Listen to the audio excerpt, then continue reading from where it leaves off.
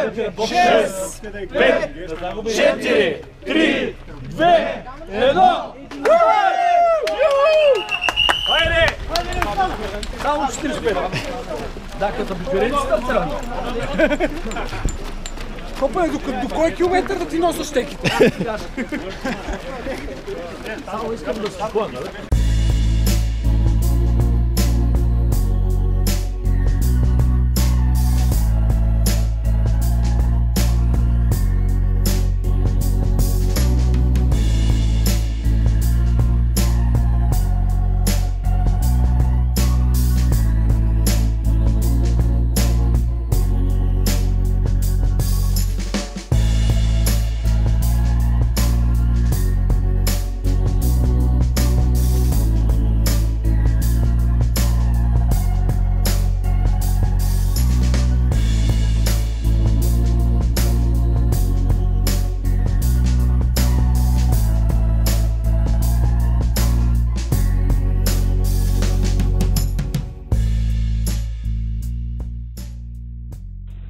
Търново утра е състезанието, което ще помня, може би, още доста време.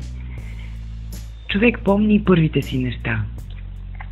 Първият си учебен ден, първата си учителка, първите значими за него неща в живота. За мен Търново утра беше моята първа ултрадистанция. Както за всяко първо нещо, човек не се чувства винаги подготвен или поне не напълно. И аз не знаех какво да очаквам. Знам само, че това състезание дойде в момент, в който може би вътрешно бях готова за него. До сега бях бягала само маратонски дистанции и някак си не намирах мотивация за да направя нещо по-голямо. В течение на времето разбрах, че мотивацията е да си поставим реализируеми цели. И като че ли този път самото състезание ме намери. И както не знаех какво да очаквам, знаех, че то се провежда в един изключително живописен район. Разбира се, не знаех трасето. А то се оказа повече от красиво, много живописно, с сериозни изкачвания, с много красиви гледки, с може би чешми на всеки 5-6 км. Много добре маркирано. Отидох сама. А всъщност срещнах хора, с които бягам и с които ми беше приятно да бягам. С какво ще запомня състезанието? С атмосферата, която създадоха организаторите, с една искрена и неподправена радост, че това състезание се случва в този момент, в този град, с много добрата предварителна подготовка и информация за това какво предстои да се случи, с предлагането на много достъпни цени за настаняване на хората, които не бяха от Велико Търново, с много добрата маркировка на трасето, с дори и със самия избор на трасе, защото то наистина преминаваше и не минахме през железопътни прелези, през поляни, долини, конни бази. Ще го запомня, разбира се, и с един изключително проливен дъжд, който се случи малко след като финиширах. Общо взето, мисля, че Търново утра има потенциала да се превърне в едно изключително сериозно от гледна точка на посещаемо състезание, защото се прави от хора с желание да дадат добро, много добро на участниците, които са регистрирани, и да направят едно незабравимо състезание за всички.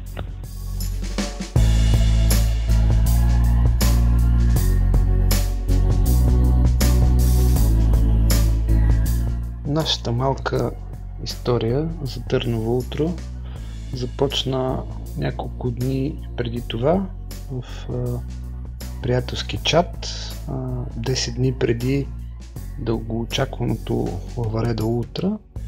Решихме да направим последен обем километри.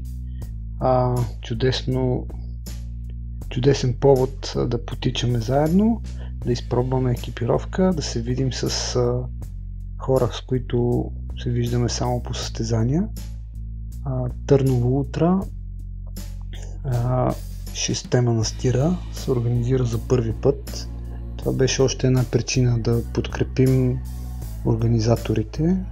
Всички такива имат нужда от това, така че не ни трябваше много. Събрахме се, разбрахме се и отидохме в Велико Търново. Получи се едно невероятно състезание с чудесна организация, с много добър терен и трасе, перфектна маркировка с хубава денивелация, доста горещо време, което беше още една сериозна бариера на нашите възможности. Въпреки 45 км и идеята да го направим сравнително лесно, се оказа доста трудно състезание. Направихме си един чудесен излет, едно приятелско бягане. От всякъде буквално лъхаше история, както и Велико Търново е известен. Така че не съжалявам за нищо. Благодаря и на Ники, че направи видео и запечати нашите спомени. Благодаря и на всички, които участвахме там. На Слука. До година ще се върнем отново за, надявам се, по-дълга ултрадистанция.